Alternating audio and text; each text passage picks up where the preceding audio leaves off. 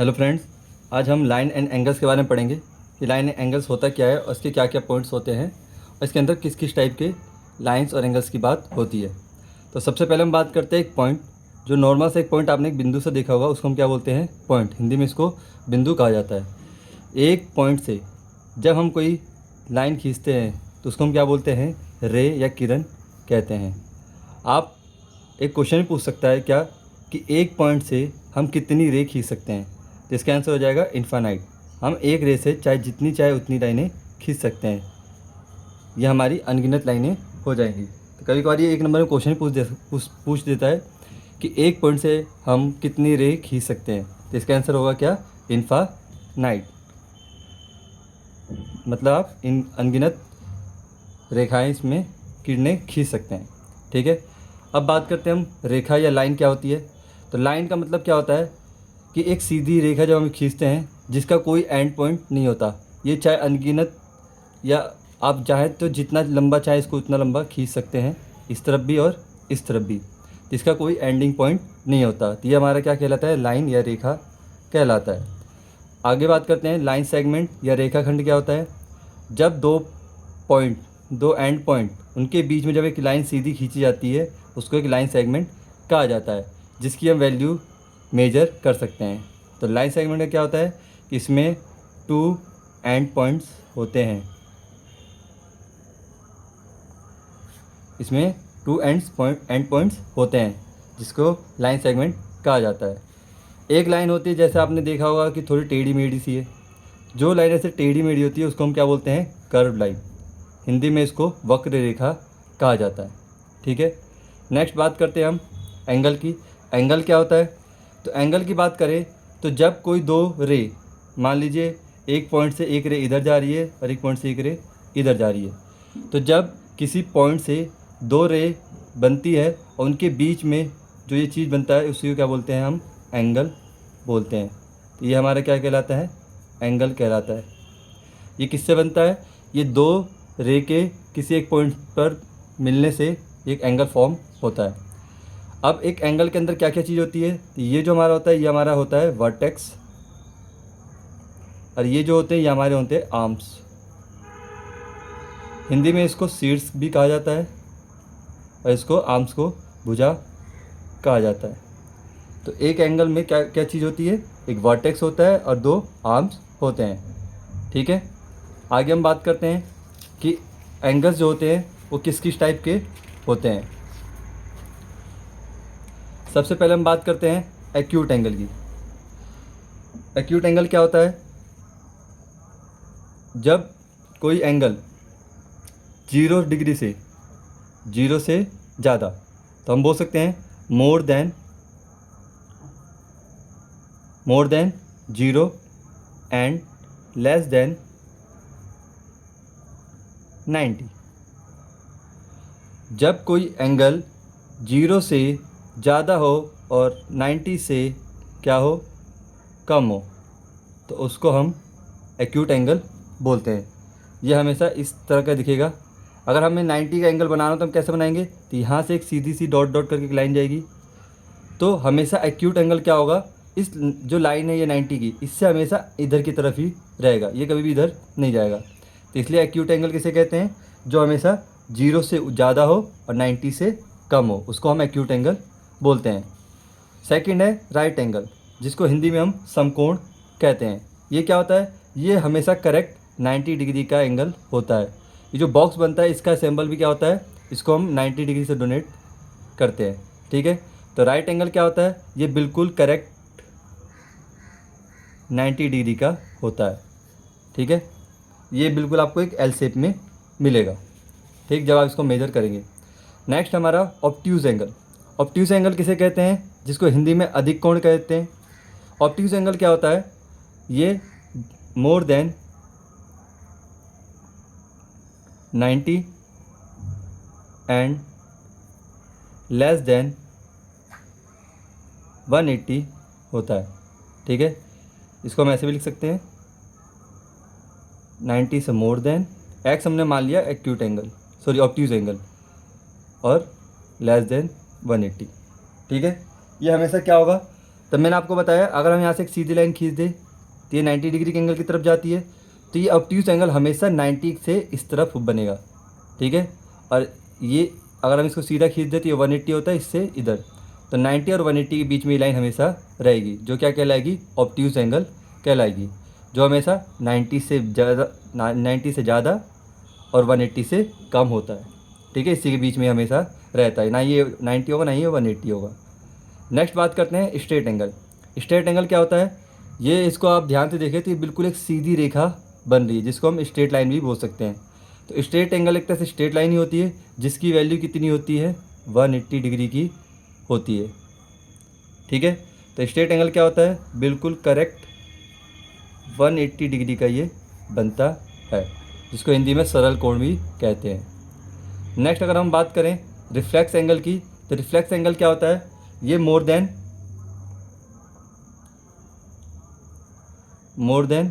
180 and less than 360 होता है। ये रिफ्लेक्स एंगल या प्रतिवर्ती कोण क्या होता है, more than 180 and less than 360 होता है। ये कैसे होता है, देखिए यहाँ तक हमारा बिल्कुल करेक्ट सीधा एक 180 हो गया। अब मैंने क्या लिखा, मोर देन 180, तो मोर देन के लिए 180 के लिए हम किधर आएंगे, अब इसको हम नीचे की तरफ ये एंगल बनाएंगे, तो ये इस तरफ नीचे की तरफ आता है, ठीक है। तो याद रहे ये हमेशा 180 से ज़्यादा और 360 से क्या होता है, हमेशा कम होता है, जिसको हम रिफ्लेक्स एंगल या प्रतिवर्ती कोण कहते हैं। अगला जो कोण आता है वो होता है कंप्लीट एंगल। कंप्लीट एंगल क्या होता है, ये बिल्कुल करेक्ट 360 का होता है। इसकी वैल्यू कितनी होती है, करेक्ट 360, ना ये ज़्यादा ना कम, ये बिल्कुल करेक्ट 360 होता है। ये बनता कैसे है, अगर आप इसको ध्यान से देखें तो मान लीजिए मैंने एक लाइन खींची, फिर मैंने क्या करा, इसको एंगल नापा, तो ये एंगल पूरा घूम के दोबारा इसी लाइन पे आ जाता है। तो दोनों आर्म्स क्या होते हैं, एक ही लाइन के ऊपर होते हैं, और ये क्या बनाते हैं, बिल्कुल कंप्लीट एंगल बनाते, 360 का एंगल बनाते हैं, ठीक है। तो इसमें क्या क्या थे हमारे, पहला एक्यूट एंगल जो मोर देन 0 और लेस देन 90, जो 0 से ज़्यादा और 90 से कम होता है। सेकंड था राइट एंगल जो 90 का करेक्ट होता है, ना ये ज़्यादा ना कम, बिल्कुल करेक्ट 90 डिग्री का होता है। इसको एक बॉक्स स्क्वायर शेप के बॉक्स में बनाते हैं, जो सिंबल किसका होता है, 90 डिग्री का एंगल का सिंबल होता है। नेक्स्ट होता है ऑब्ट्यूज एंगल। ऑब्ट्यूज एंगल क्या होता है, 90 से ज़्यादा more than 90 and less than 180, 180 से कम होता है, इसको हिंदी में अधिक कोण भी कहा जाता है। नेक्स्ट होता है स्ट्रेट एंगल जो बिल्कुल करेक्ट 180 का होता है, जो बिल्कुल एक स्ट्रेट लाइन होती है, जहाँ से एक एंगल इस तरफ हो, एक आर्म इधर होता है और एक आर्म इस तरफ होता है। उसके बाद आता है रिफ्लेक्स एंगल। रिफ्लेक्स एंगल क्या होता है, ये 180 से ज़्यादा और 360 से कम होता है। और जो लास्ट हमारा कंप्लीट एंगल वो कितना होता है, 360 का होता है, इसकी वैल्यू। और ये क्या होता है, ये एक के ऊपर एक ही लाइन पर बनते हैं, ठीक है। अब हम बात करते हैं, ये तो हमारे कोण की बात थी, सिंगल कोण। अब जब दो दो कोण को आपस में कंपेयर किया जाए तब क्या हो, तो हम आगे बात करते हैं दो एंगलों की। तो जब हम दो एंगलों की बात करते हैं तो उसके बाद आता है हमारा सबसे पहले कॉम्प्लीमेंट्री एंगल। कॉम्प्लीमेंट्री एंगल क्या होता है, हिंदी में इसको पूरक कोण भी कहते हैं। कॉम्प्लीमेंट्री एंगल क्या होता है, इसमें दो एंगल की बात होती है, जैसे कि एंगल, हमने इसको एंगल 1 मान लिया प्लस एंगल 2। हम दो एंगल की बात करें, एंगल 1 प्लस एंगल 2। अब जब इन दोनों एंगलों की हम बात करें तो मैंने यहाँ पे क्या लगाया, प्लस, तो इसको हम क्या बोल सकते हैं, कॉम्प्लीमेंट्री एंगल होता है sum of two angle is 90 degree. जब किसी दो एंगलों का सम 90 आता है, करेक्ट 90 डिग्री का आता है, तो उन दोनों एंगलों को हम कॉम्प्लीमेंट्री एंगल कह सकते हैं, ठीक है। तो अब ये याद रखें कि कॉम्प्लीमेंट्री एंगल क्या होगा, एंगल 1 और एंगल 2। आपके पास दो एंगल दिए होंगे, उन दोनों एंगलों को अगर आप जोड़ते हैं और वो करेक्ट 90 आता है तो उसको हम कॉम्प्लीमेंट्री एंगल बोलेंगे। और अगर वो दोनों एंगलों का सम 90 से ज़्यादा या कम आता है तो उसको हम कॉम्प्लीमेंट्री एंगल नहीं बोल सकते, ठीक है। जैसे एग्जांपल के थ्रू मान लीजिए ये मैंने एक एंगल बनाया, ये कितना है 30 डिग्री का, और एक एंगल मैंने ये बनाया है जो कितने डिग्री का है 60 डिग्री का। जब इन दोनों को प्लस करें तो कितना बन जाएगा 90 डिग्री का आ जाएगा, 30 + 60 90 आ जाएगा। तो ये दोनों एंगल मिलकर क्या बना रहे, कॉम्प्लीमेंट्री एंगल बना रहे, पूरक कोण बना रहे हैं, ठीक है। इसके बाद देखते हैं सप्लीमेंट्री एंगल। सप्लीमेंट्री एंगल क्या होता है, सप्लीमेंट्री एंगल की बात करें तो इसमें भी दो कोण की बात होती है। जैसे मान लीजिए ये एंगल 1 प्लस ये एंगल 2। जब एंगल 1 और एंगल 2 को हम प्लस करते हैं तो इसका सम कितना आना चाहिए 180। कितना आना चाहिए 180। जब किसी भी दो एंगलों का सम 180 आता है तो वो हमारा सप्लीमेंट्री एंगल कहलाता है। इसमें एक चीज़ हमेशा याद रखिएगा कि इसमें जो एक एंगल होगा वो हमेशा, जैसे मान लीजिए एंगल 1, एक एंगल जो होगा वो हमेशा 90 से कम होगा, 90 से कम होगा या 90 होगा। सप्लीमेंट्री एंगल में एक एंगल हमेशा 90 से कम या 90 होगा और जो सेकंड एंगल होगा वो एंगल सेकंड वो या तो 90 हो सकता है, 90 या फिर मोर देन 90 होगा। मीन्स कि एक एंगल हमेशा 90 से कम और एक एंगल हमेशा 90 से ज़्यादा होगा, तभी वो जाके 180 बनेगा। बस एक ही केस ऐसा है जहाँ पे वो दोनों एंगल 90 डिग्री के होंगे, एक एंगल 90 डिग्री और नेक्स्ट भी एंगल 90 डिग्री, तब जाके दोनों 180 डिग्री के होंगे।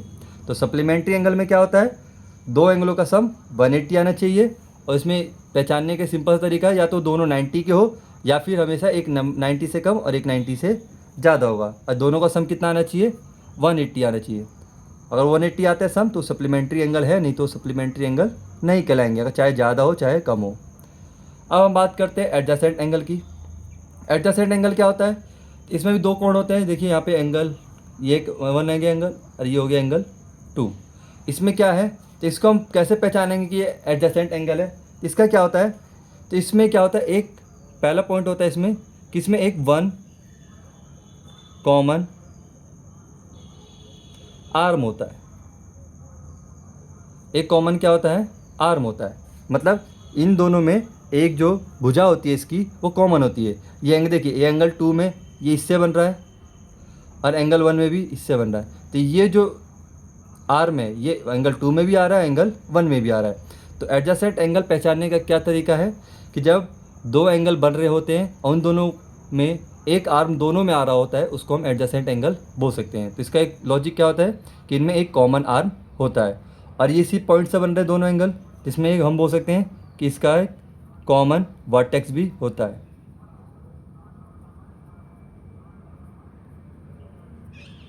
ठीक है। अब बहुत जगह क्या होता है कि ये है, यह मोस्टली टाइम ये 180 से कम होता है, बट ये 180 भी हो सकता है। ठीक है।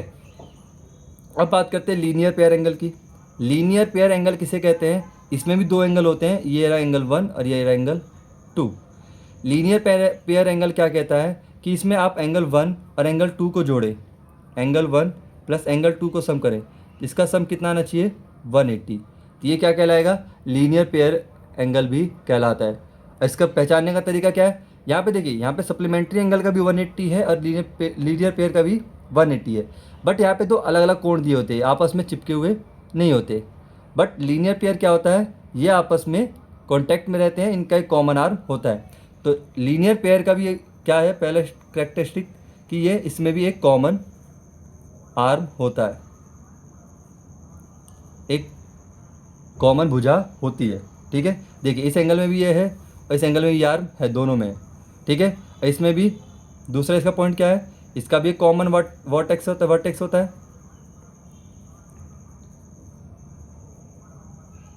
ठीक है। इसका थर्ड पॉइंट क्या होता है कि इसका सम ऑफ एंगल्स, इसका सम हमेशा 180 होता है।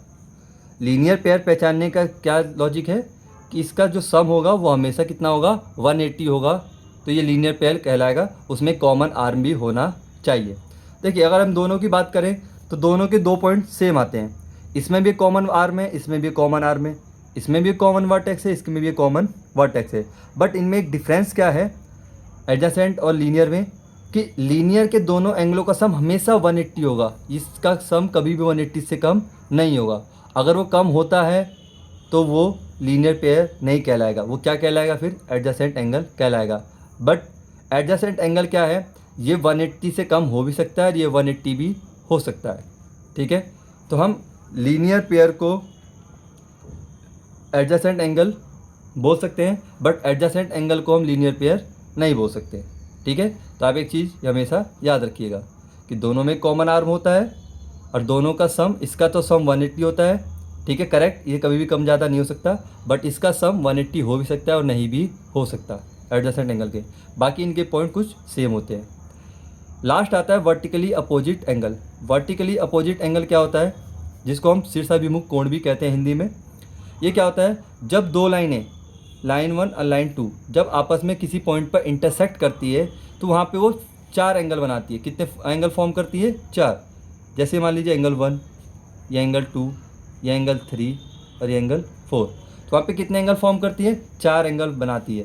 इसमें क्या होता है वर्टिकली अपोजिट एंगल में, कि इसमें जब दो लाइनें आपस में इंटरसेक्ट करती हैं तो इनके जो अपोजिट एंगल होते हैं, जैसे 1 का अपोजिट कौन सा एंगल है, 3, तो ये दोनों क्या होते हैं, आपस में बराबर होते हैं। तो हम बोल सकते हैं कि एंगल 1 जो है वो एंगल 3 के बराबर होगा।